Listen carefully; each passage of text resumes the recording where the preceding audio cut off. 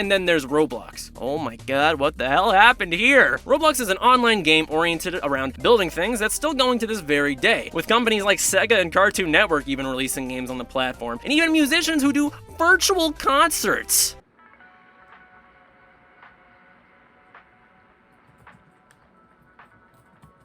But what is Roblox exactly? Well, it's by far the most ambitious community game I've ever seen, and as someone who played this game religiously in the late 2000s and early 2010s, it was mind-blowing. I mean, there was nothing like it. It's debatable whether or not this even counts as one of those games, but I personally remember this being extremely prominent in internet culture back then, so in my mind, I do consider it one of the lads, you know? The hook of Roblox, as said, is making your own games that other people can come and play. The game development software was amazing. It struck a very fine balance between being simple for kids to understand and complex for true game designers to really get a feel for. Now, of course, the elephant in the room is the fact that Roblox is very clearly Lego inspired, which is true, but I think only focusing on that is just sort of a disservice, because it's really only an aesthetic for an otherwise expansive world. Over time, that style kind of fizzled out, and looking at it today, people have made some very impressive games on Roblox, some of which almost resemble actual video games. At least when I was active on it, there were so many genres of games represented here. The most famous one of these was the obstacle courses, or obbies as people would call them, which would test your platforming skills. And as someone who used to make these, it sort of felt like Super Mario Maker, but 3D and 10 years before it. You also had to kind of test your own product before you release it,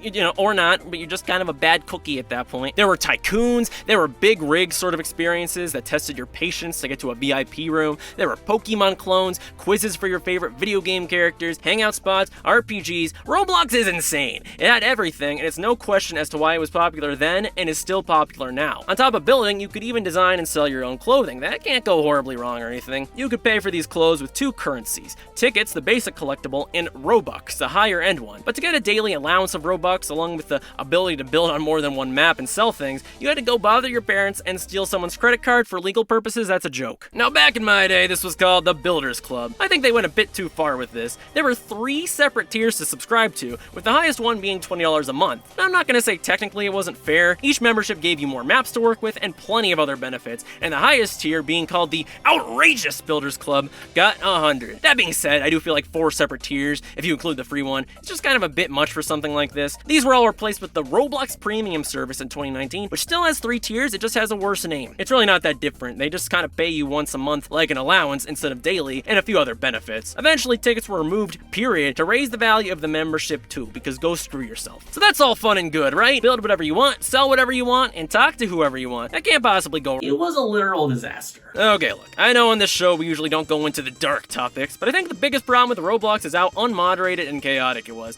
Like, I played this game as a kid, and I don't think I can actually say some of the stuff I saw and heard and had explained to me even without this video being demonetized. It was bad, though. Whoever's job it was to moderate should probably be fired and maybe sued. Like, whatever concerns I had with Club Bang when we're so small compared to Roblox, and that's on top of recent accusations, like having a dangerous microtransaction program and even exploiting children game developers. Like, what the heck, dude? You can't have something like this on the internet without some sort of problem. When your primary audience are children, it's just not a good idea to have a game that's basically the Wild West of the entire internet, but despite that, it's 2023 and people are still playing it. If it's up when I'm a dad one day, if I catch my kids on it, someone's getting grounded for a long time. That's all I'm saying. But that being said, Roblox is a weird outlier in these sorts of community games. Most of them either died or turned into a watered down version of themselves, or both. So the fact that it's still relevant to this day is considerably impressive and is the exception to the topic, but not the rule.